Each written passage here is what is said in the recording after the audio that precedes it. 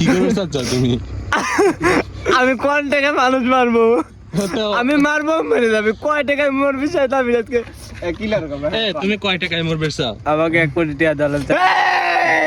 একটাকে 20 টাকার কথা কইতে ক্যামেরা নিয়ে 1 কোটি।